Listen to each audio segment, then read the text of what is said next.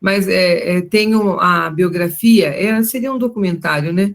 O documentário da Michelle Obama no Netflix. E eu, inclusive, quando lançou o livro Minha História, eu divulguei no meu Face, até comprei, não terminei de ler.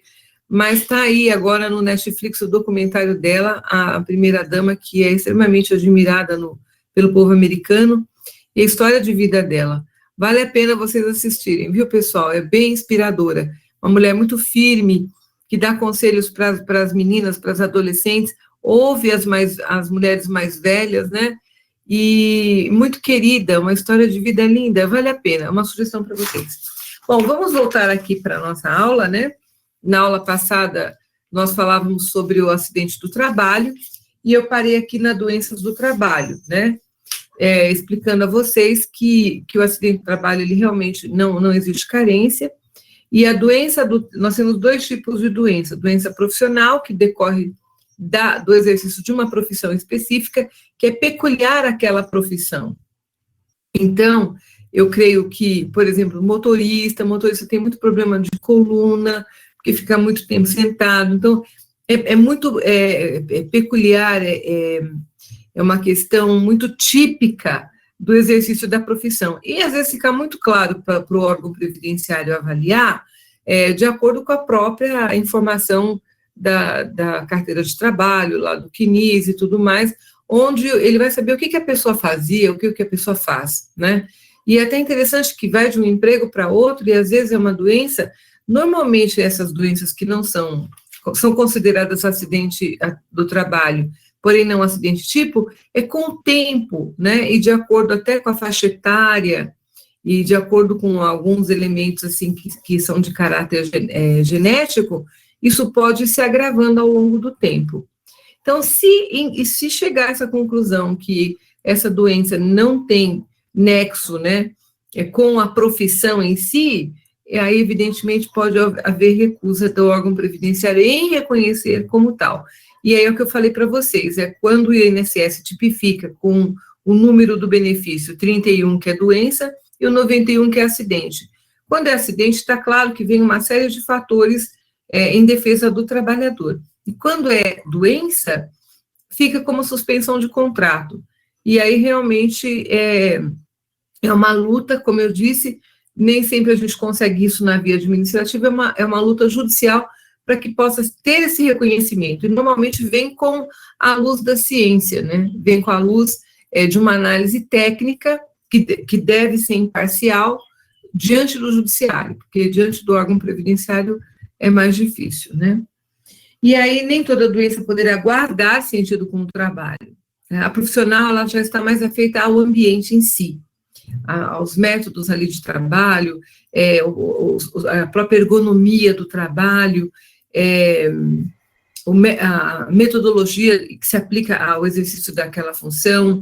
Então, você vai avaliar um pouco mais o ambiente e a pessoa, e lá em cima você vai avaliar a profissão e a pessoa, né? Eu digo o ambiente empresarial, né? Que agora, coitados, estão todas, a grande maioria das empresas aí com contratos de trabalho suspenso e etc. Então, nem toda doença guardará sentido com o trabalho, porém, somente aquelas devidamente reguladas em lei, uma vez que há um rol, né, uma relação de doenças reconhecidas pela Previdência Social, que não há dúvida que quando diagnosticada aquela patologia, e vai lá para aquela listagem da Previdência, vai saber que tem como encaixar ali. E se houver resistência, fica melhor para nós, para que a gente possa, olha, está elencada no rol. Se está elencada no rol, é direito do trabalhador ter acesso a esse benefício como auxílio-doença acidentário, né? Não estão inseridas aquelas decorrentes de grupos etários, as degenerativas e as endêmicas, que a gente parou exatamente nisso, né? E aí vamos para o item 4, causalidade indireta. Outras hipóteses para a caracterização do acidente por equiparação. Aí vem a própria lei previdenciária, estou aqui com ela aberta, a lei 8.213, quando ela trata no artigo 18, o artigo 21, me parece, Peraí, que passa aqui por acidente, a partir do artigo 19. No 19 ao 21,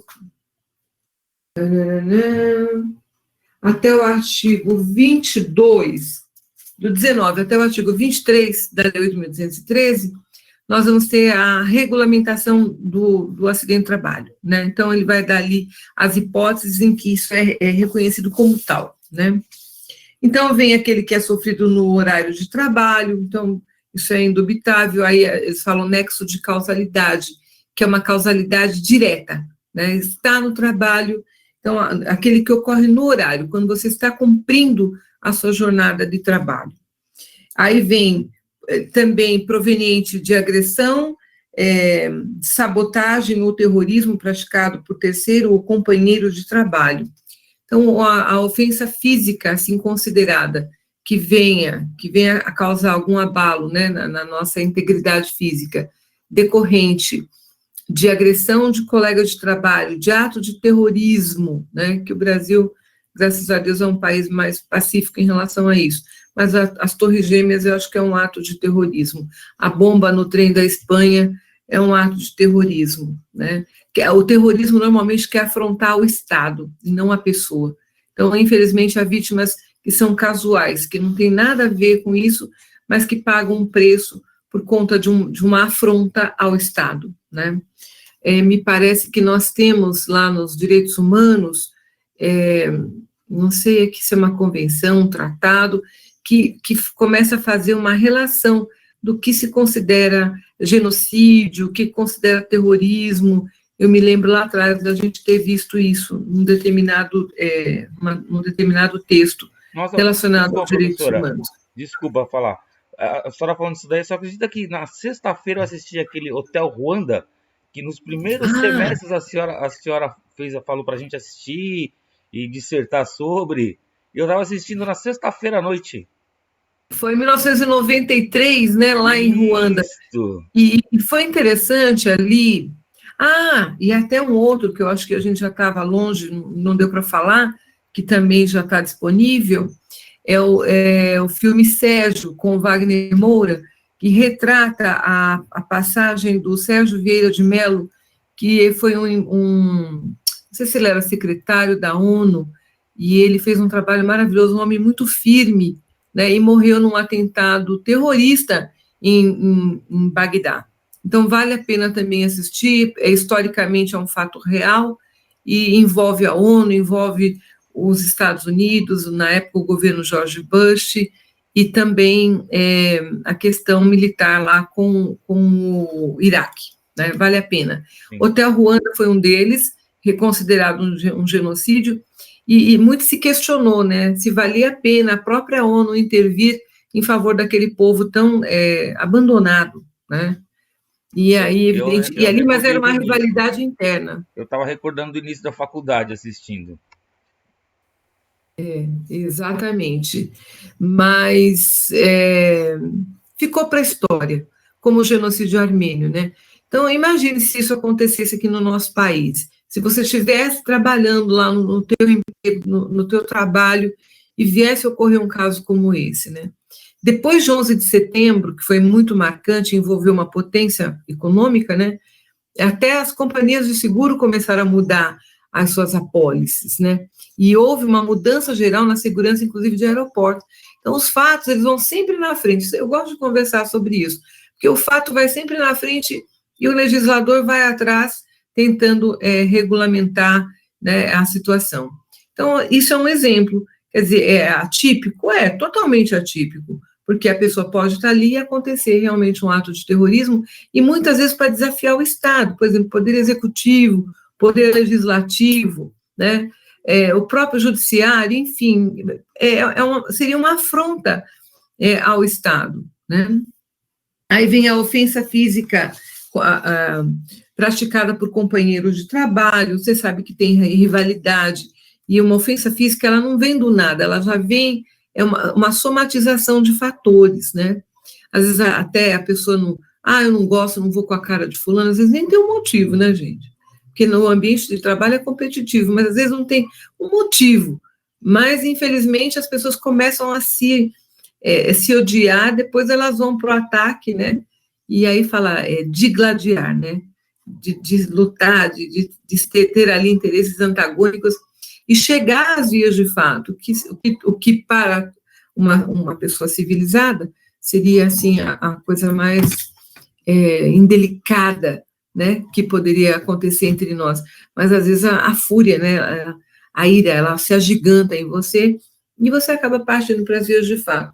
E, às vezes, partir para as vias de fato podia dar até uma justa causa, né, à luz do direito do trabalho. Mas, às vezes, há vias de fato que pode tornar a pessoa profissionalmente incapacitada para o trabalho.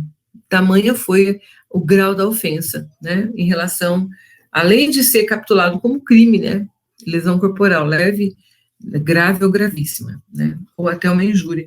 Mas aí, porque não há uma sequela ou até uma incapacidade. Para nós, é interessante sempre ressaltar que qualquer situação que envolva acidente do trabalho, auxílio-doença acidentário, tem que gerar uma incapacidade para o exercício do trabalho. A ofensa intencional, inclusive de terceiros, por motivo de dispensa relacionada com o trabalho. E, às vezes, até terceiro pode entrar na situação, né? Não tem nada a ver com a empresa, mas, infelizmente, agride um funcionário. Isso pode acontecer nas companhias aéreas, né? Lembra quando deu o apagão, que os aeroportos viraram um inferno na terra e acabaram agredindo o funcionário, o passageiro pulava para dentro do balcão, xingava, acontecia, agredia, enfim, mas as pessoas ficam iradas. E agora, imagine com a Covid aí, nos hospitais, esse povo de linha de frente de hospital, ninguém quer saber que eles são heróis e tudo mais. Se tem um ente teu numa situação como essa, é muito capaz que possa acontecer uma situação dessa aqui de agressão, de não querer nem saber ali o certo e o errado. Às vezes é uma defesa, uma forma até irracional de se defender, né? Ato de imprudência, de negligência ou de imperícia de terceiros ou de companheiros de trabalho, isso aqui é muito comum, que está relacionado à culpa, ninguém quer causar, mas uma vez que foi negligente, ficou olhando a lua linda e maravilhosa lá, e esqueceu aqui do trabalho, e nisso acabou, sei lá, causando um problema para um colega de trabalho. Não desligou a máquina, ou falou que desligou e não desligou, e causou lá o problema. Ato de pessoa privada do uso da razão. Que exemplo a gente poderia dar de ato de pessoa privada do uso da razão? Eu tenho um exemplo para dar. Eu tenho um exemplo para dar daquele caso lá da livraria Nobel, né? Mas só que não era um empregado, era um consumidor que estava, não é Nobel, é a cultura, que estava lá, e de repente uma pessoa do nada vem com um taco de beisebol, pá, bate na cabeça do rapaz. E ele não era empregado, mas se fosse um empregado, estava ali. Ato de pessoa desprovida da razão, porque aquele rapaz que cometeu esse delito, que inclusive depois vitimou com a morte, ele é considerado uma pessoa louca, né? O próprio Adélio, que tentou assassinar o presidente, foi considerado uma pessoa desprovida da razão, né? Então, quem é desprovido de razão? Normalmente são aquelas pessoas, ou até por situação de medicação que toma, ou por qualquer problema mental, mas que vai e atinge o outro nos seus pensamentos, né? Pessoas até chegam a ouvir vozes que mandam, faça isso, faça aquilo. E se você for falar com ela, por que você fez isso? Você nem conhecia. Ah, eu ouvi uma voz que mandava eu fazer. Isso é uma doença, não pode ser normal, né? Pessoal sob efeito de drogas, né? Exatamente, muito bem lembrado, Reginaldo. Uma pessoa que tem droga que deixa a pessoa zen, né? Tem droga que deixa a pessoa extremamente, uma potência descomunal, né? E com assim, um desejo, né? Tudo aquilo que está abafado lá dentro tem que sair para fora e sai de uma forma violenta. Então, isso, até na hora de descrever o acidente em si, é possível esclarecer isso, porque se você for ter com a lei, ela diz que isso é uma possibilidade de enquadramento de acidente do trabalho. Desabamento. O caso do Sérgio Vieira de Mello foi um ato terrorista que causou um desabamento. Vocês viram em Santa Catarina? Eu acho que foi em Santa Catarina. Foi ontem, essa semana, segunda-feira à noite no jornal, estava vendo. os pedreiros estavam trabalhando na sacada de um prédio, não era um prédio alto, 3 ou 4 andares, alguma coisa assim. E uma das sacadas caiu. Quando ela caiu, ela veio descendo e derrubando as outras. E nisso matou 2 trabalhadores. Então, foi um ato de desabamento que matou aqueles trabalhadores. Isso é considerado acidente de trabalho. E quando você tem morte no acidente de trabalho, o INSS exige, né, além da documentação, que é a própria certidão de óbito, a CAT, a comunicação de acidente, e ele exige o laudo do Instituto Médico Legal, para que o laudo médico comprove as lesões e ele possa justificar a natureza das lesões, né? Isso no caso de causar o óbito do trabalhador. Aí vem inundação, incêndio e outros casos fortuitos decorrentes de força maior. Ou até, aqui fala força maior, eu creio que é igual a CLT, que englobe, tem a força maior e o caso fortuito, né? Então, o caso fortuito, eu e a Sônia, acho que estamos juntas, professora, nós entendemos que o caso fortuito são os fenômenos da natureza, e a força maior são aqueles fenômenos que têm a ação, a participação humana. Onde tem a pessoa humana causando, né, e com isso venha trazer sequelas físicas a alguém, ou incapacidade, aí a gente está dentro da força maior. Mas a CLT, ela abrange as 2 situações numa só, ela trata como força maior todas as hipóteses. E o Código Civil se encarrega de fazer a distinção. E nisso, pessoal, há divergência doutrinária. É interessante, né? A doutrina que eu li, que me convenceu, é exatamente essa, de que o caso fortuito vincula-se aos fenômenos da natureza, e a força maior decorre da ação humana. Doença proveniente de contaminação acidental do empregado no exercício da sua atividade, como é que chama? Até um dos filhos do Bolsonaro, Chernobyl, falou alguma coisa lá da Rússia que aconteceu, acidente nuclear, lixo nuclear, não sei. Mas aqui eu penso na situação agora até da pandemia, né? Médicos, enfermeiros que tiveram aí, aqui fala contaminação acidental, talvez acidental inesperada, né? Eu creio que está mais para, não, Covid acho que não, porque não é acidental, não. Ninguém quer, todo mundo está usando EPI e tudo mais. E o acidente é sempre aquela coisa imprevista. O trabalhador no laboratório está lidando com um exame de sangue de uma pessoa contaminada, talvez eu acho que esse exemplo sirva melhor, né? Acidente sofrido ainda que fora do local do trabalho, né? Não está dentro do estabelecimento empresarial, mas está a serviço. Quer dizer, então não está no local fisicamente trabalhando, mas está a serviço. Ele está fora na execução de ordens ou na realização de serviço sob a autoridade da empresa. O piloto que caiu o avião lá, fiz esse caso aí agora, que foram resgatar um médico para levá-lo de avião para um hospital, lá estava a enfermeira, lá estava o médico, é recente esses dias. E o avião caiu e matou todo mundo. O doente, o médico que foi tratar, a enfermeira, o piloto, né?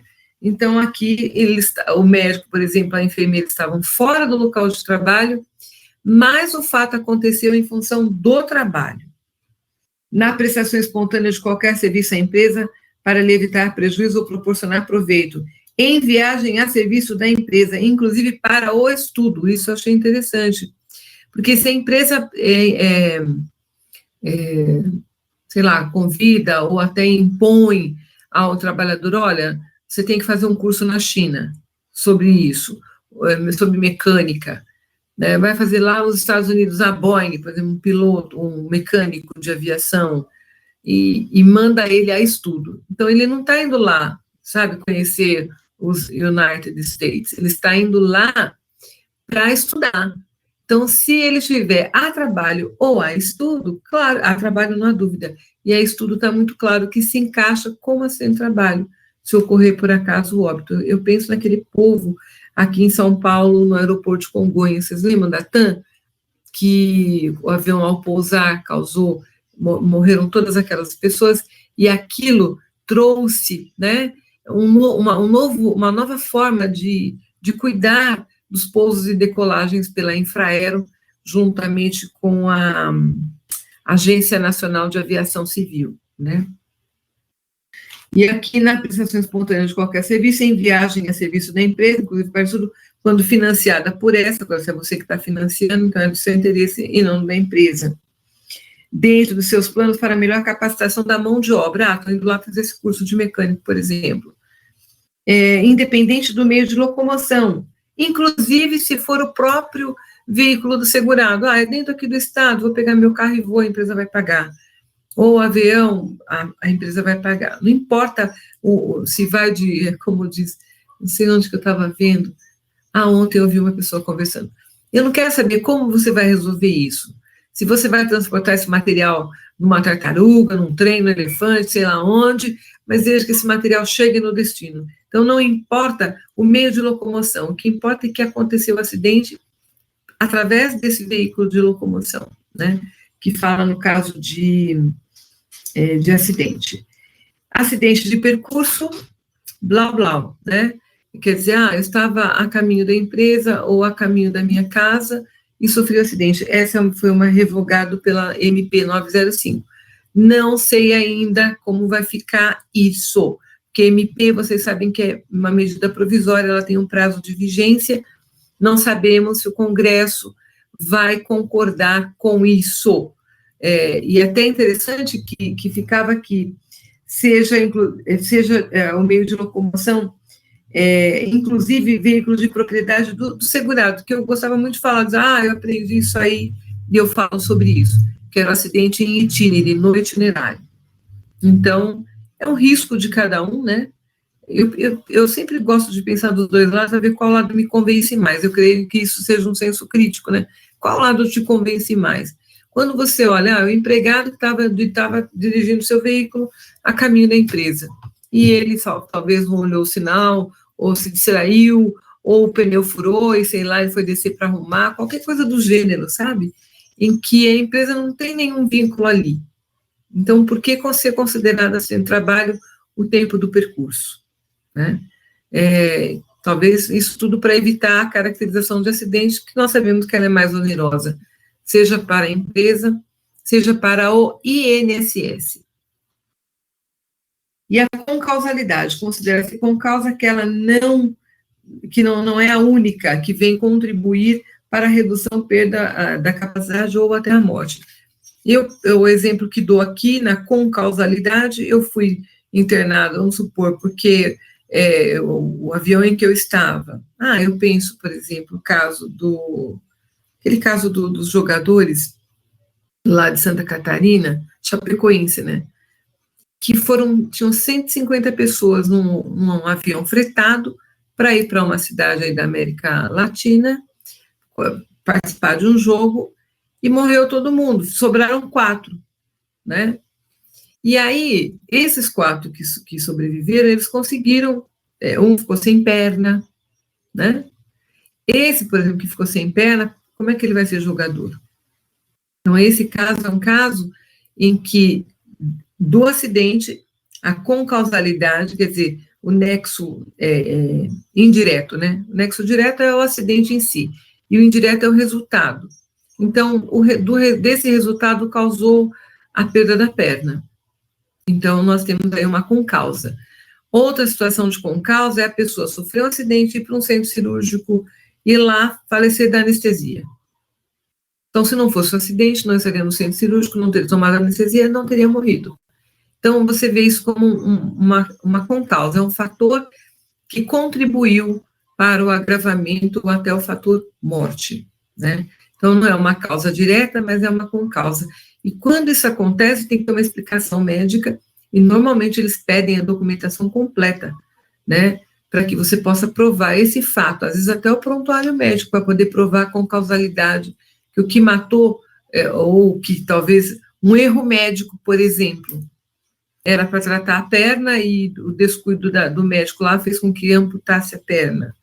Qualquer coisa assim, desse gênero, que agrave, né, aquilo que ocorreu do acidente. Então, isso a gente chama de concausalidade. E mesmo não sendo o nexo causal principal, mas sendo concausal, ele não retira, né, a caracterização do acidente de trabalho. E os efeitos? no contrato é a interrupção, porque, por isso que eu falei, é muito importante que seja reconhecido como tal, porque é a interrupção. Interrupção exige-se o cumprimento dos depósitos do FGTS e a contagem do tempo de serviço, né? Na doença lá, auxílio-doença comum, não conta tempo de serviço, né? E não tem depósito fundiário. Então, no contrato é isso. No ambiente de trabalho, onde ocorreu o infortúnio recentemente, claro que quem vê situações assim, quem vê a morte, quem vê o acidente de pessoas que talvez perderam membros ou que saíram feridas, né, de um acidente, é uma imagem que, às vezes, a gente considera assim, é indelével, você não consegue apagar, parece que aquilo vem na tua mente a qualquer momento e te deixa com, sabe, emocionalmente abalado. E não é só no momento, às vezes aquilo entra para a tua memória, e tem pessoa que acaba desenvolvendo síndrome do pânico. Eu imagino o 11 de setembro nos Estados Unidos, né? Como aquilo mexeu com a humanidade, mas para o americano acho que ainda foi pior, né? Que gerou uma sensação de insegurança total.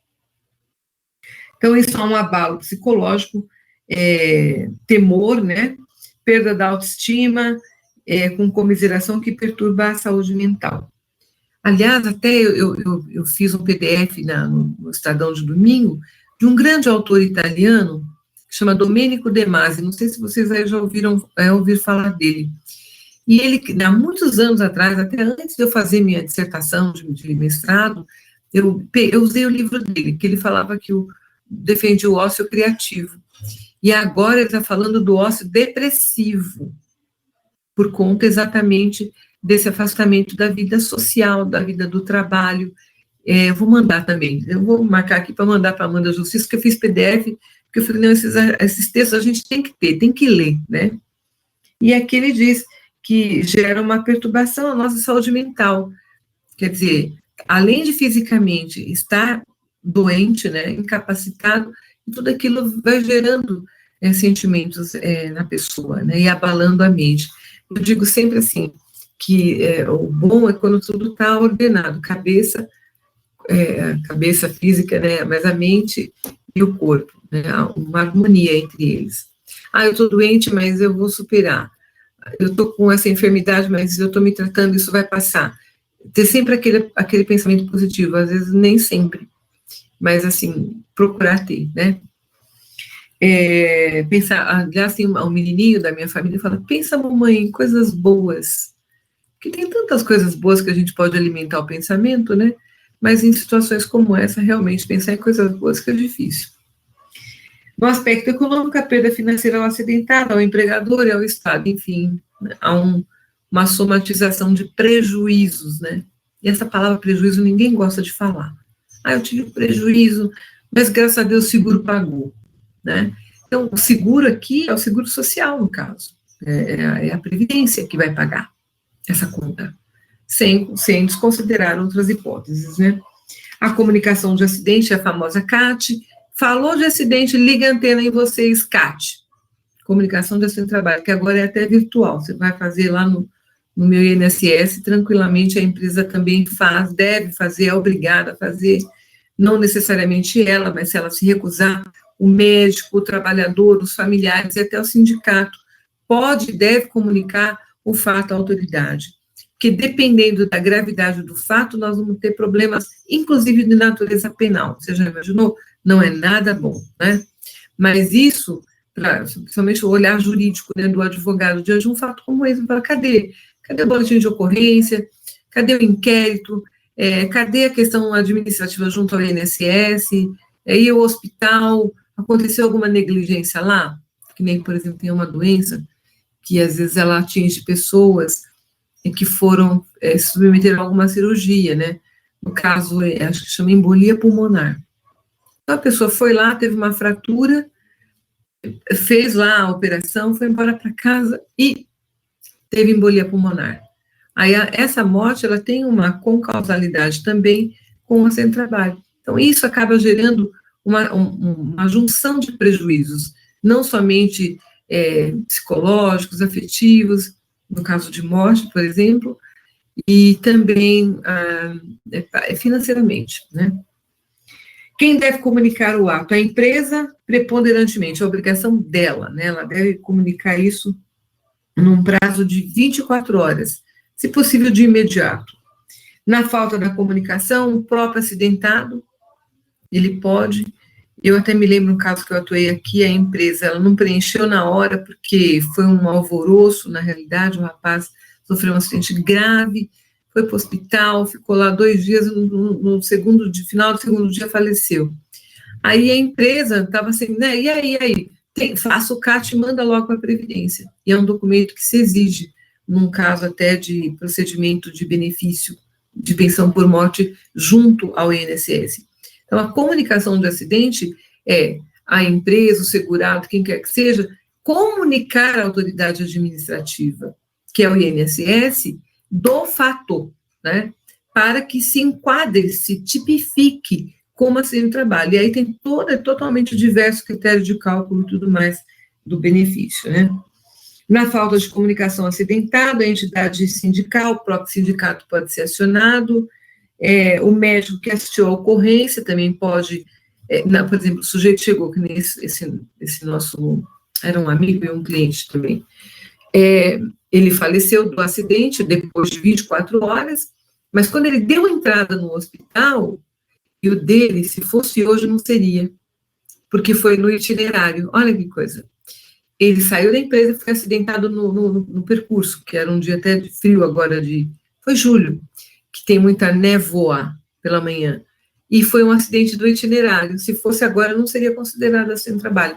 Mas quando ele entrou no plantão do socorro do hospital, já colocou vítima decorrente de acidente de moto. Quer dizer, então já ficou claro ali que tinha, mas não sabia que ele estava voltando do trabalho. O médico não sabe disso, quer dizer, como é que vai saber? Mas estava com o uniforme da empresa. Voltou para casa com o uniforme da empresa. O delegado do trabalho, o auditor do trabalho, que na realidade são os fiscais, quer dizer, um vai empurrando para o outro, né? Que às vezes até é igual o BO de quem morre, assim, morre até no hospital, fala, mas eu não vou lavrar o boletim de ocorrência, vai para o IML.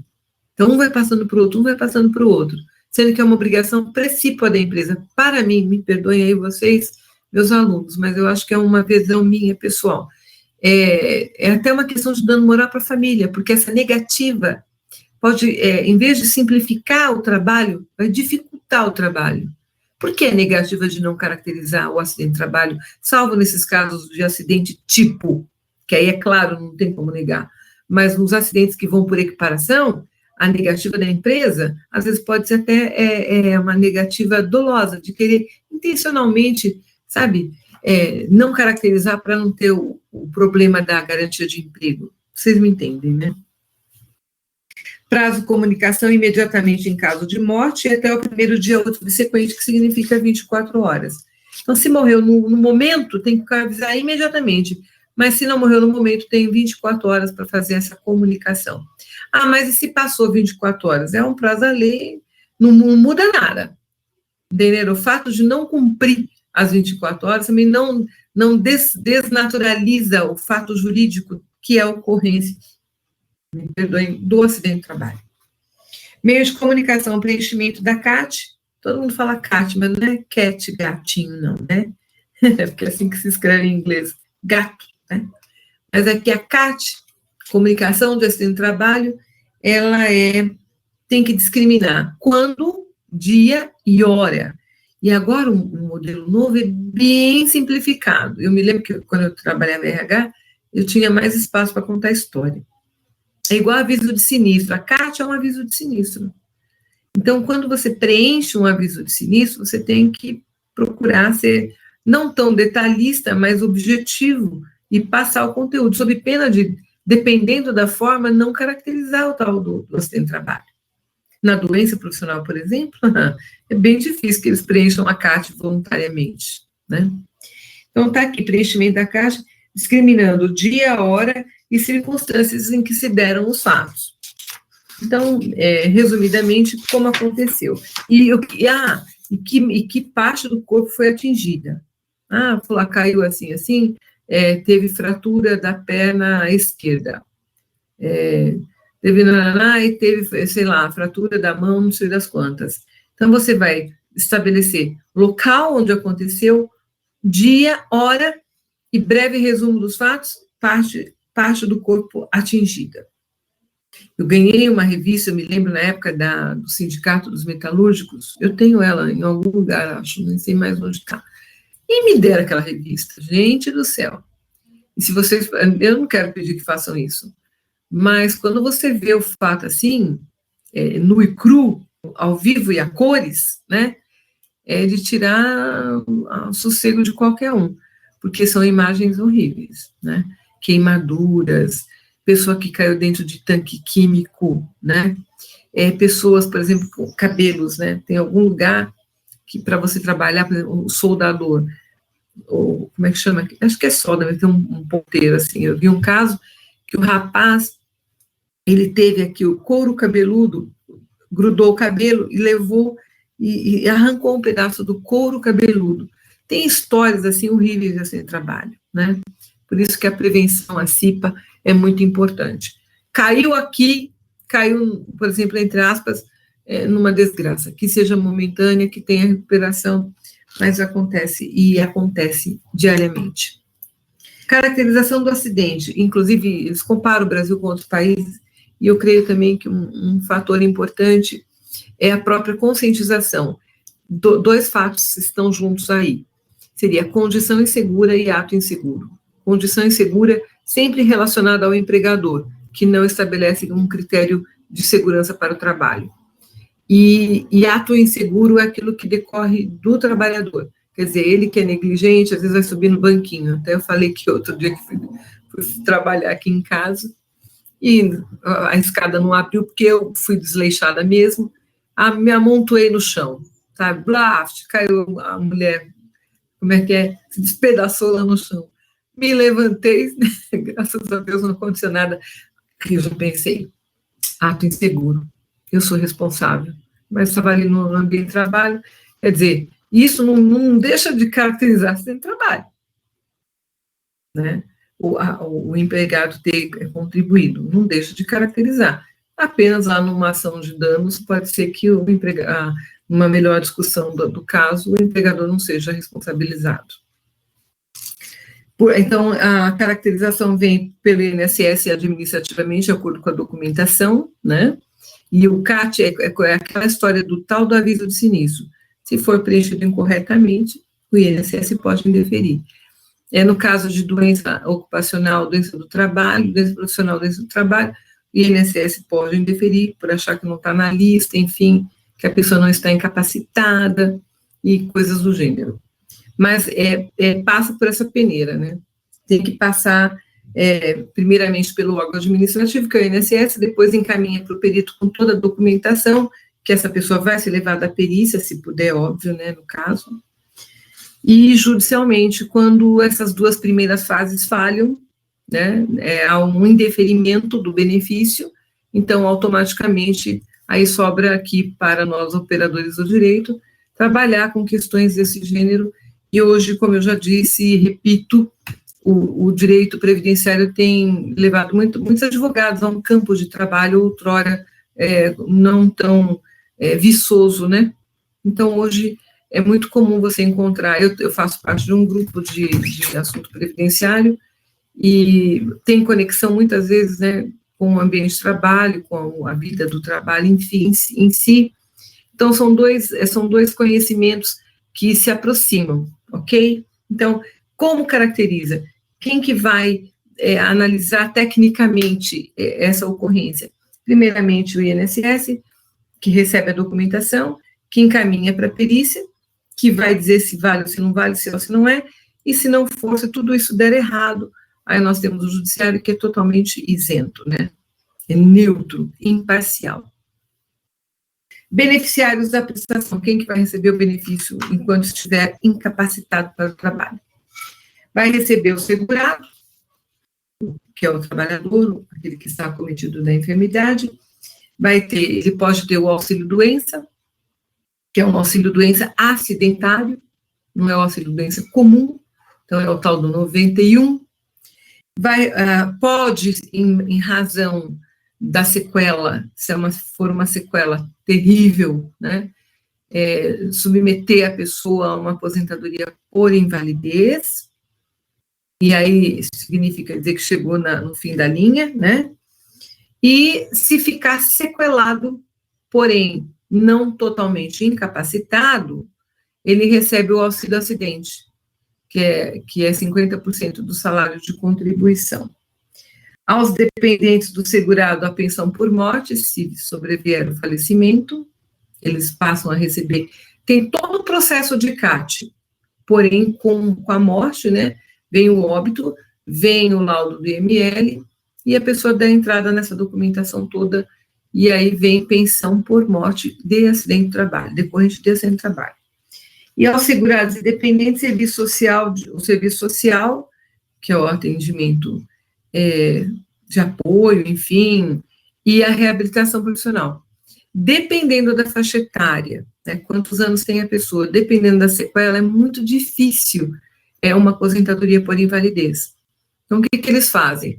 Perdeu a mão esquerda, mas ele pode trabalhar com a mão direita. Então, o que ele era? Então, ele pode entrar na reabilitação profissional e se adequar a uma função diferenciada, mas não está incapaz, totalmente incapaz. Então, é o que eu falo, isso vai depender muito da avaliação do comprometimento.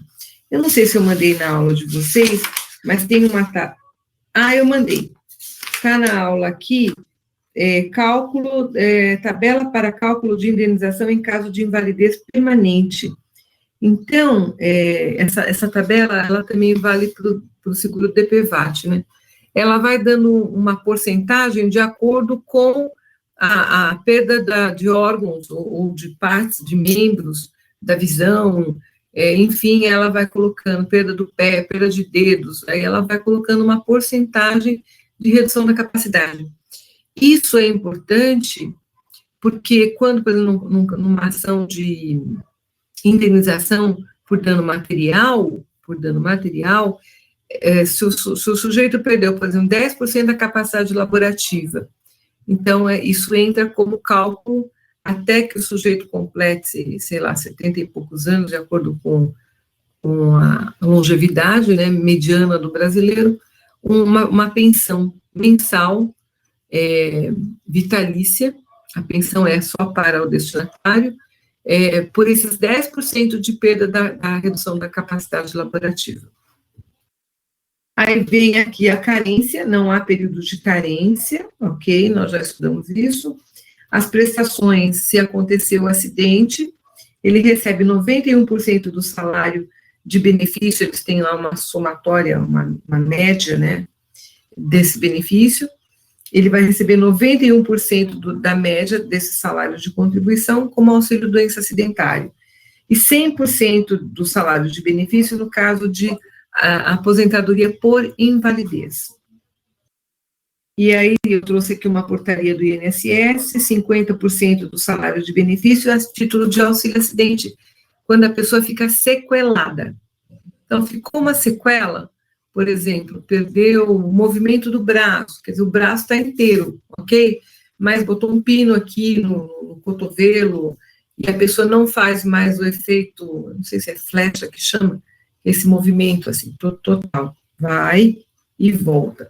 Por exemplo, para quem trabalha com destreza física, então essa pessoa tem uma sequela. Se ela tem uma sequela, ela tem que receber esse auxílio acidente. Normalmente não pagam voluntariamente o auxílio acidente, né? E aí precisa também de ação judicial, mas provando que tem a sequela. E quem que vai provar, pessoal? Documentação médica. Documentação médica é indispensável em casos como esse, né? Então, aí vem essa portaria de abril de 2020, recente, 50% do salário de benefício a título de auxílio acidente de caráter personalíssimo ao segurado que apresentar sequelas. Recuperou, o braço está lá inteiro, porém sem movimento, ou com movimento parcial. Então, a prova dessa sequela é que vai ensejar o pagamento do auxílio acidente, que é 50%. Então, que impossibilitem a plena capacidade. O que é a plena capacidade? É o 100% de você estar ativo, sabe, trabalhando fisicamente, mentalmente, tá lá, pronto, né? É igual soldado, pronto para quê? Para o trabalho, né? Para a guerra, que nem agora os médicos na pandemia é uma guerra, não é um trabalho aquilo do jeito que está. Redução da capacidade, aí vem consolidação das lesões. Será devido até a véspera e é personalíssimo, somente cabe ao trabalhador, não se estende à família. E quando a pessoa se aposenta, por exemplo, eu tenho auxílio-acidente, sou novo, sei lá, estou trabalhando, e lá na frente vou me aposentar, quando for conceder a aposentadoria, perde o auxílio-acidente. Aí fica só um benefício, que no caso seria a aposentadoria. E aí, tudo mais. A garantia de emprego, vocês já estudaram direito do trabalho, são 12 meses após a alta médica decorrente de acidente. Então, esses são assuntos que levam realmente a uma demanda, né, no Poder Judiciário, sobretudo na Justiça do Trabalho, se não caracteriza a empresa, por falha da empresa, sei lá, porque a empresa não vê como tal, pode levar a uma caracterização via judicial e com isso vem junto, né, se passa dos 15 dias de afastamento, vem junto a tal da garantia de emprego de 12 meses, porque essa garantia de emprego, ela não explica, foi no 16º dia, passou do 15º, começou o agente previdenciário a pagar, depois da cessação da incapacidade, a alta médica, a partir do momento da alta médica, conta no mínimo, a lei fala no mínimo, presta atenção nisso, tem questão muito pegadinha, não é no máximo 12 meses, é no mínimo 12 meses de garantia de emprego, dependendo como vem a pessoa, às vezes, né, capengando. Eu penso até naquele pessoal de guerra, né, que foi para a reserva recebendo. Agora, quem vem mancando, sem uma perna, sem um pé, e praticamente não pode ficar na reserva, porque pode fazer uma reabilitação profissional, mas com a sequela e recebe 50% do salário de benefício, então isso tudo é importante, né, para o trabalhador. E aí, 12 meses após a cessação, objetivando proteger o emprego em face da demissão. Prescrição em face da Previdência Social é de 5 anos. Se você não reclamar em 5 anos, está prescrito o seu direito de querer o reconhecimento desse benefício junto ao órgão previdenciário. A ação acidentária contra a Previdência Social, ela é feita, pelo menos você tem que dar entrada na fase administrativa, deu negativo, aí você pode socorrer o judiciário. Agora, ir direto para o judiciário, não. Não vai dizer que está impedindo o direito de petição, que é uma garantia fundamental. Agora, as ações, deixa eu ver aqui, o segurado poderá demandar contra a Previdência Social, objetivando a paga, e uma vez exaurida, nos termos do artigo 109, parágrafo 3º, independente de qualquer procedimento judicial, a reparação de danos junto ao empregador também. E quando é o empregador, é a Justiça do Trabalho. A responsabilidade civil do empregador, eu coloquei os fundamentos jurídicos aqui, quando o empregador concorre por culpa em vigilando, por culpa em eligendo, por não fiscalizar o empregado, por deixar correr solto, né? Normalmente, quando acontece esse trabalho, tem alguma participação do empregador em ser omisso, em tomar algumas providências de segurança do trabalho, né? A responsabilidade civil do empregador é subjetiva, a indenização será devida às perdas e danos, os lucros cessantes, o dano estético e moral. Quer dizer, imagine para um jogador ficar sem as pernas, né? Como aconteceu lá na Chapecoense, né? Mas o problema ali não envolvia o empregador em si, envolvia o agente transportador, né? Pensão mensal de acordo com o grau de incapacidade, que eu falo que essa pensão mensal, ela entra como dano material. Aí você vai ver aqui, normalmente passa por uma perícia, né, tem que passar por uma perícia para avaliar o grau de incapacidade, e é o perito que vai dizer se está 10% comprometido, então é 10% do salário da pessoa até ela completar, sei lá, 75 anos. Isso é um dano material. A quanto ele gastou no tratamento, diligências, fisioterapia, tudo isso teve um custo, tem que provar, né? Remédio que tomou, tudo isso é dano material. Assim, mais alguma coisa aqui. a competência material da Justiça do Trabalho e essa súmula, porque normalmente as ações contra a Previdência, elas são junto à Justiça Federal, mas quando é acidente do trabalho, pela súmula 501, né, do Supremo Tribunal Federal, ela vai ser processada perante a Justiça Comum, isso contra a autarquia. Então, eu tenho, quanto ao empregador, a competência material da Justiça do Trabalho, quando for acidente do trabalho, só para isso, a competência é da Justiça Comum contra o órgão previdenciário, e nos demais casos, ela corre na Justiça Federal. Tá? Eu deixei súmula, deixei artigo da Constituição fundamentado na aula para vocês, quer dizer, não tem erro aí, quando tiverem um caso, primeira coisa que a gente tem que ver, sobretudo, senão pode dar inépcia, né? Ou até o juiz remeter para o juízo competente, vamos dizer assim, isso é uma possibilidade também. Ver a competência material, qual é o poder judiciário, o âmbito do poder judiciário que tem competência material, porque a competência material, ela é absoluta. Então, se é julgado por um órgão incompetente, pode ser anulado. Então, isso é importante vocês fixarem esses elementos. Aí eu trouxe aqui todos os artigos, já facilitando a vida de vocês, da lei previdenciária atualizada. E é isso, então, acidente do trabalho nós vencemos, né?